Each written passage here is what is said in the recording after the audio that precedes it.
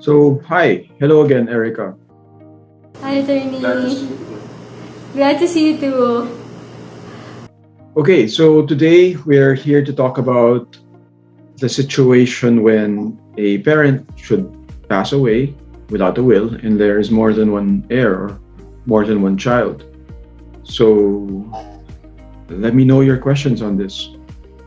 Um, on this part, attorney, does the number of children have a limit? If and if this has to be processed.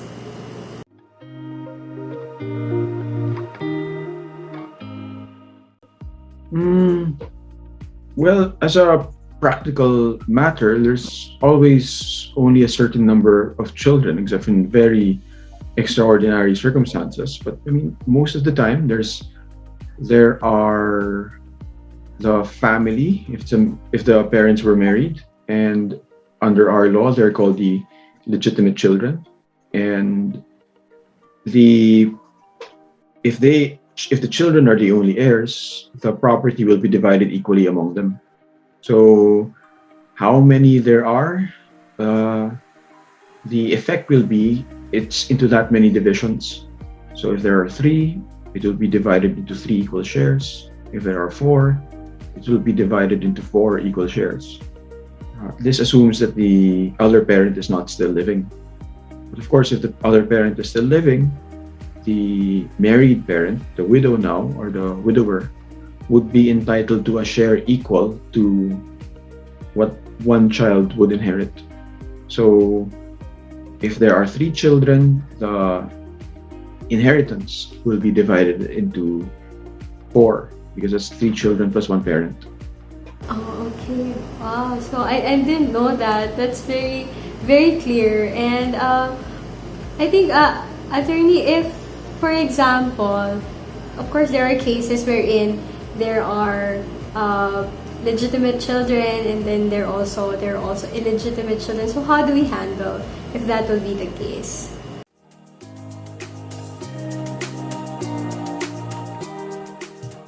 Okay.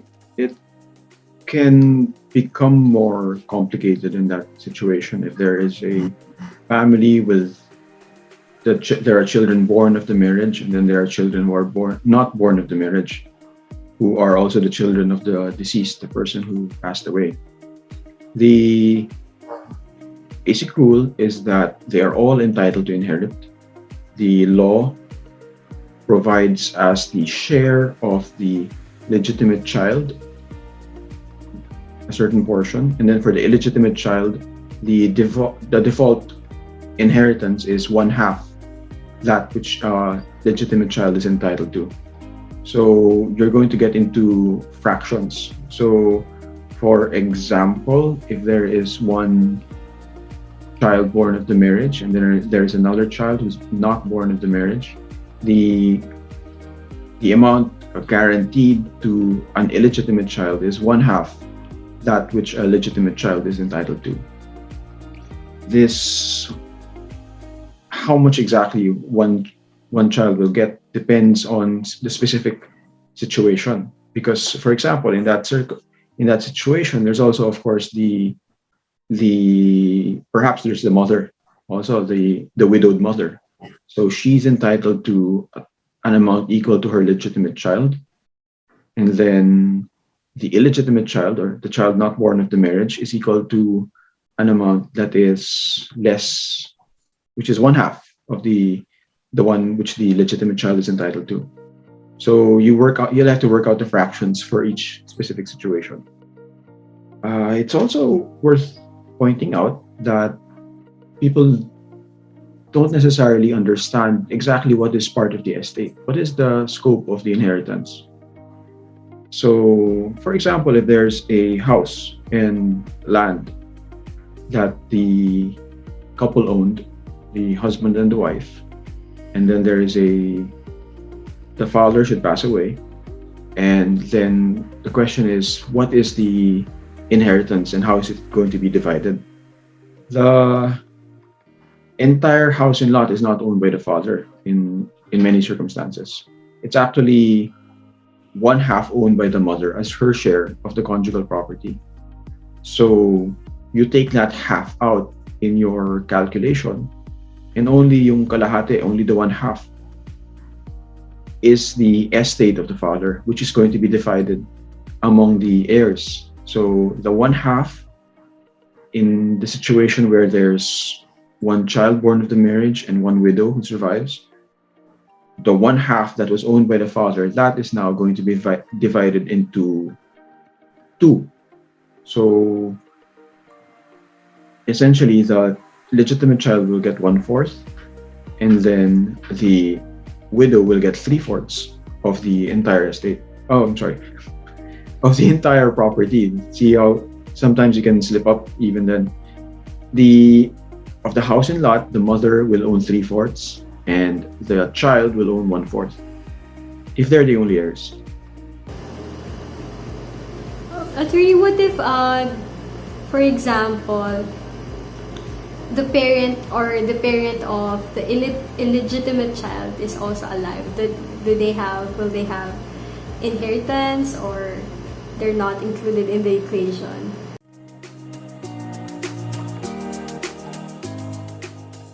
No, not generally.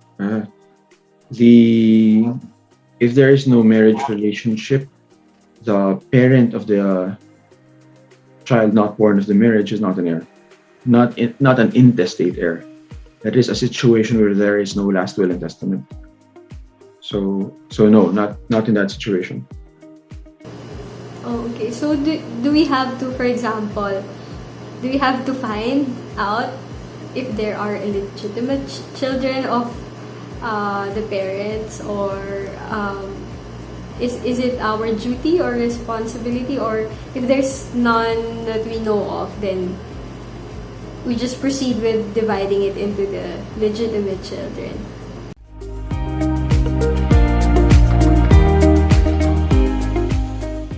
Well, most families will know. Most families will shortly find out after someone should pass away if they don't know. The duty is that all the heirs should be in unanimous agreement if they choose to divide the property.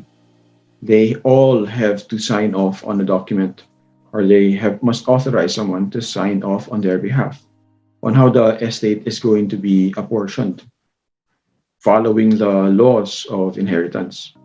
So if somebody passes away and there is no will, the heirs, the children, the widow, need to sign the extrajudicial settlement. This is the formal document where they apportion the inheritance, and they will identify how the different things are going to be allotted, how the shares are going to be apportioned. The extrajudicial settlement can only be done if all the heirs are in agreement, unanimous agreement. Now, if they try to exclude somebody by simply not mentioning someone that they know of, that heir can come after and say that the extrajudicial settlement was invalid, and if there were any transfers of titles or any divisions, that can be cancelled on that basis. So they are given time by the law to oppose this and have the transfers of titles revoked and brought back so that they can be divided properly. They can also, of course, go to court and sue for damages on top of the cancellation. Is there a time limit, attorney, on filing for or filling out an extrajudicial settlement for the children?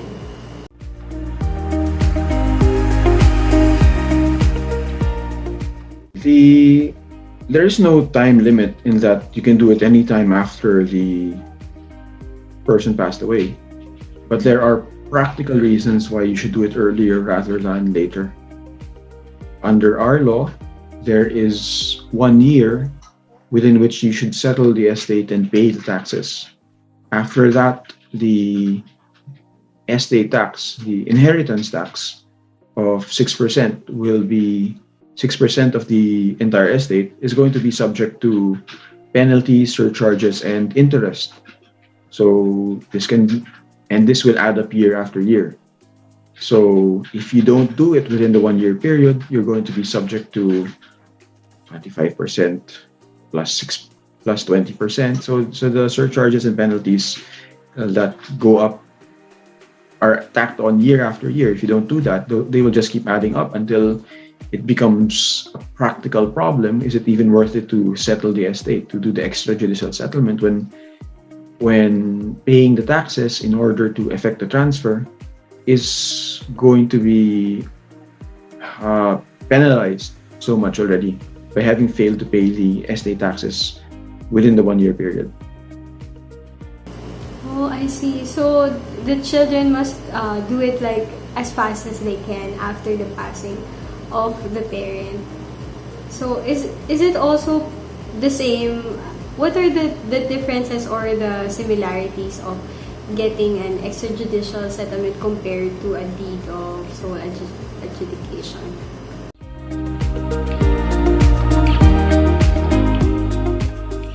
The process is very much the same. The required documents, the required supporting documents are practically the same. The only difference is that the instrument, instead of a deed of sole adjudication, you have the extrajudicial settlement. Is that instead of one person signing off on it and saying this, I hereby come into my inheritance and I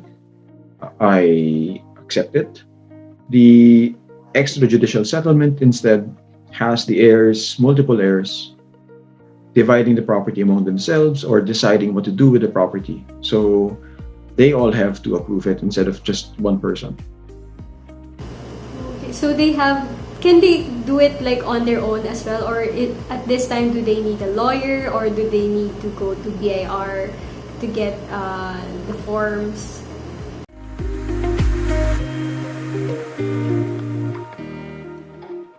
The extrajudicial settlement itself is an agreement which is written out between the heirs, so they can do it among themselves. Usually, of course, as a legal document, it's helpful to have a lawyer draft it for you and explain how the default shares among the heirs or with different relationships, how they should be allotted. The heirs then agree in that document exactly what the division will be, and then they can submit this to the government offices. Ultimately, of course, you need to go to the BIR. You need to pay the taxes. The BIR, before it will accept your extrajudicial settlement, will also ask to see that the other requirements for the properties have been already settled. The real property taxes.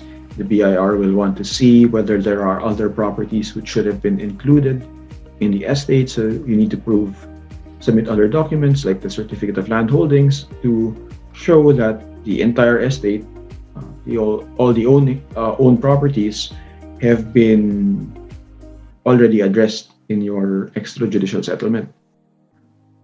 So, as to your question, do you need a lawyer? It's not going to court, but since it's a legal document and you should be at least advised of what your rights are, what the rights of the different heirs are, what their obligations are, it's very helpful, and usually people need the help. Oh, okay. So, I think, attorney, that's very helpful to hear, because I've heard about some people who are having problems with dividing the parents' properties, and they're actually having a hard time on how to process things, and sometimes they do need the help of a lawyer. So this has been very helpful. Do you have any specific story that you can share on how, like, a very interesting situation or a case of filing an extrajudicial settlement?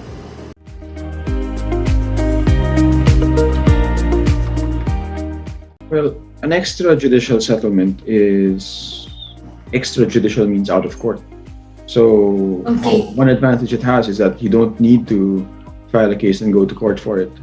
It's only possible if you all agree, because the converse, the opposite of that, if the heirs can't agree, you need to file a case in court for to ask the court on how the properties, how the inheritance should be divided. Since the heirs can't agree that this person will get this property, these persons will divide this lot, well, then they present the situation to the court, and then they can ask the court to give a fair judgment. Now, for extrajudicial settlement, one interesting thing about it is that the estate amnesty estate tax amnesty has been renewed by Congress. So the families which waited 10 years, 20 years after somebody passed away and then found that they could no longer settle the property because it's too daunting a prospect to try to pay all the penalties, surcharges, interest after 30 years, after two generations sometimes. At least now they're able to do it. So what's interesting is that people have learned that now is the time for them to try and talk among themselves, cousins or siblings, who discussed a property that had been locked away. Essentially, it's with the family, but they can do nothing with it because the title is still in the name of the grandfather, or still in the name of the father who passed away many years ago. Now they realize that they can sit down and work out how to pay the estate tax, draw up the extrajudicial settlement, agree among themselves that perhaps one sibling or one cousin will manage it, and then the property can be sold and then divided among them. So all of that now becomes possible. What's interesting about these situations is how spread out the people can be. A lot of the time, Yes. they are all over the country. Many of them may be outside of the country, but with some work and coordination, the necessary people can sign the documents, and which can then be passed around among them and then submitted to the government agencies so that the transfers can actually be carried out now. So that's what's interesting, is that the estate tax amnesty has been put into effect and then it has been extended. So until 2023, at least people have this chance to have the settlement accomplished. Wow, that's really great to know, attorney. I think I'm gonna let my friends know about this and have them settle everything that they had to settle. So, since this agreement is extrajudicial, and we've talked about an example of computation earlier, is it possible that the heirs also agree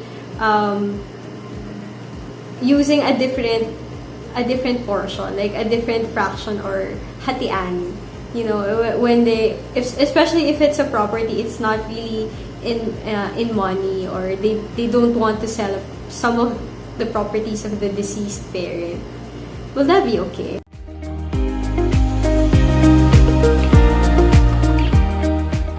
It's very common. For example, let's say there are three properties: a residential lot, an agricultural lot, a commercial property, and then there are three heirs who are entitled to inherit in equal shares.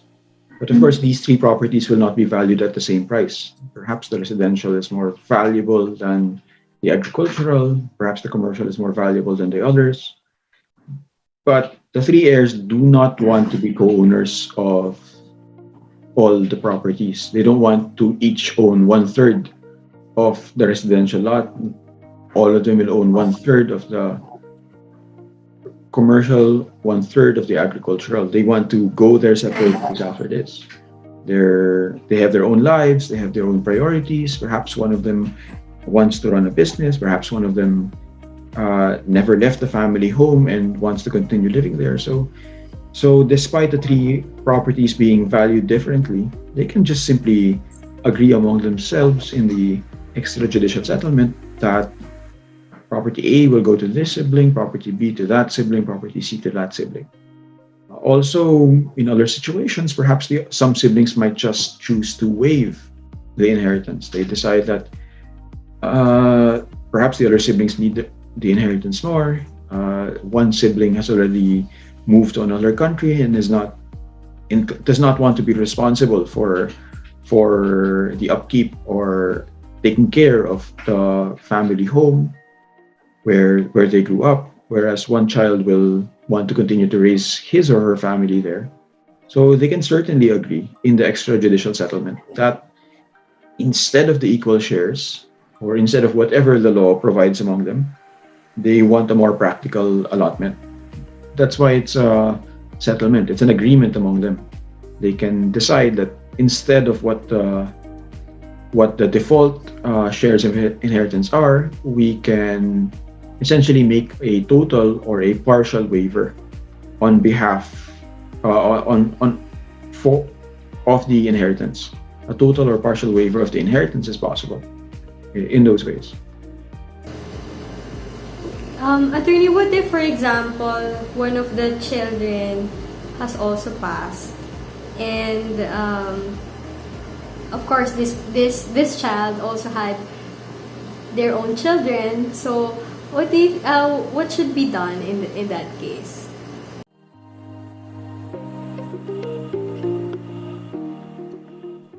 Assuming that the child passed away before the parent whose estate is being settled, the children, so effectively the grandchildren, can step into the shoes of their own parent. And for example, there is a grandparent who passed away, and before that grandparent passed away, his son already passed. That son, before he died, had two children. So those two children will divide among themselves, or at least they're entitled to divide among themselves, the share that was going to go to their father. So they can each get one half of what their parent was going to get from their grandparent. So that's called representation. They will inherit by right of representation. Right. Okay. Understood. So really, the thing to be settled is the agreement between everyone who's going to be an heir. So is that going to be like the biggest challenge? Is that normally easy to do, or in your experience?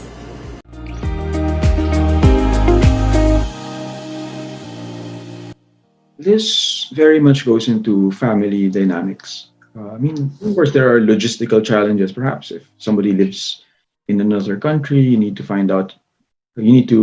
figure out how to do the logistics of getting him to sign the notarized document. That's fine, but it's not insurmountable. The biggest challenge is if there is discord in the family, or if they cannot come to an agreement on how to divide.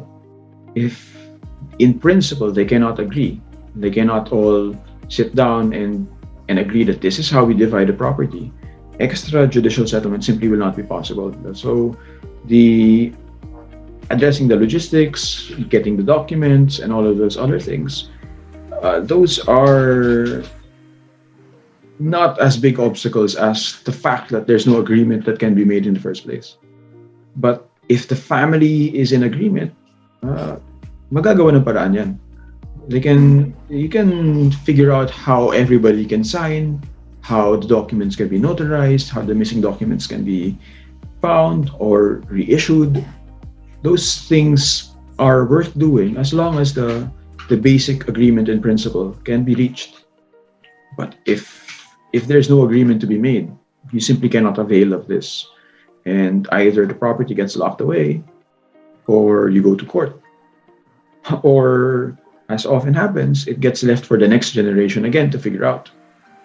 When the people who don't agree are no longer there to to stop what might be a settlement. Also, so the process is going to be similar to when you're a sole heir. Like you have to determine, is it correct, attorney? You have to determine all the properties that are subjected to be divided, and then you have to come to an agreement before as to what will happen to those properties and also or money or other assets of the deceased parents.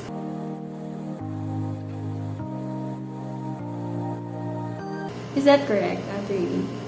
Well, yes, if you're going to settle an estate, you do need to know what the scope of the estate is. You need to identify what is included in this in these properties. So, what did the deceased actually leave behind? What was actually owned by him?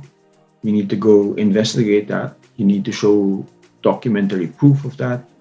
You need to get the titles. You need to get the updated tax payments on the properties. You need to get certificates that these really are all he owned.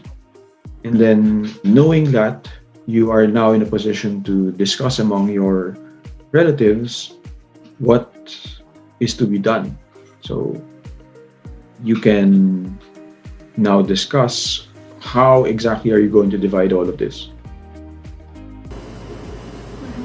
So after gathering all the documents that are needed, and for example, we already have the deed of extrajudicial settlement, what should be done next by, for example, the person who is in charge or managing this situation?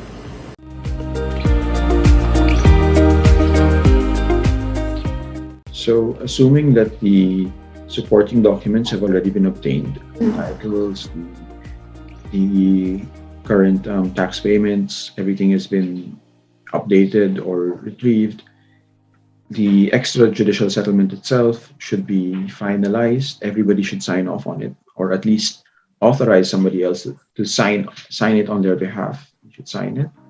And then this can now be submitted to the BIR. The BIR will check that everything is in order, and then it will compute how much the taxes, what the amount of taxes is due on the estate of the deceased, and then it will require proof that these taxes are now paid. You pay by depositing at the authorized bank, and you show proof of the payment. You show this to the BIR. And when the BIR sees that its assessed tax has been paid, it will issue a certificate authorizing registration for the properties.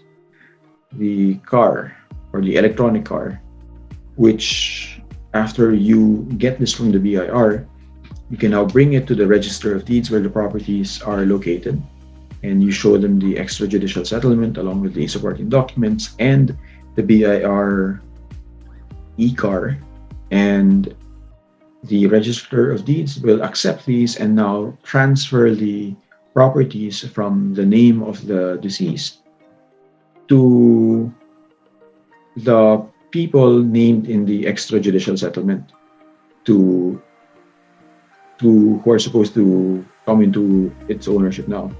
So if, for example, the agreement says that the residential property goes to child A, commercial property goes to child B, agricultural to child C, then that will be how the Register of Deeds will retitle the properties now. Attorney, can you expound on the ECAR? Because this is the first time I've ever heard of it.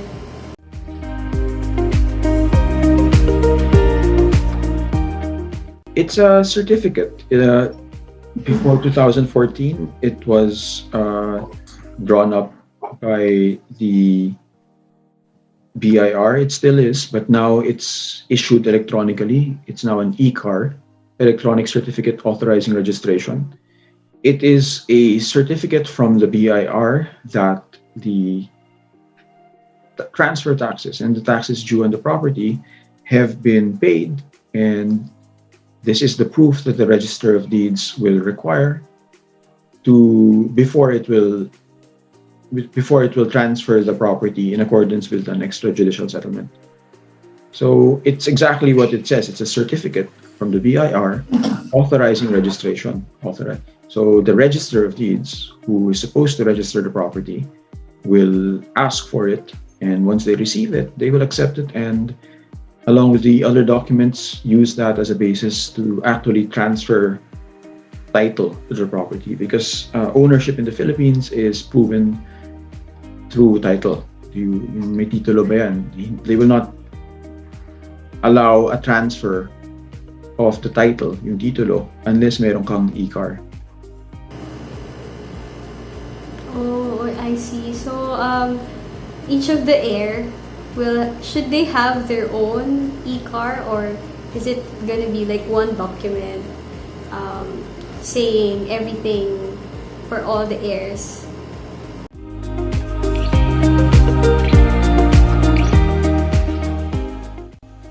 The certificate authorizing registration will identify the properties which are which are authorized to be transferred now. So it's a matter of identifying which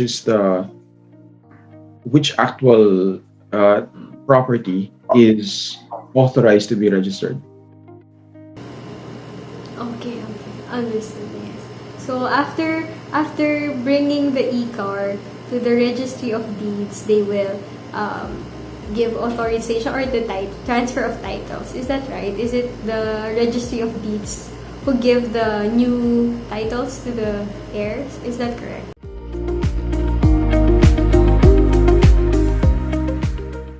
Yes. So the old title in the name of the father, for example, will be cancelled. The old owner's copy of the title will be likewise is cancelled, and then the Register of Deeds will issue a new owner's copy and a new title for its records, naming the new registered owner. Nice. Okay. So after that, the new owner will now be responsible for the tax of that property. Is that correct? Yes. Yes. Okay, so I think after getting all the managing and the transfer, is it correct that the heir can now use it to however they want?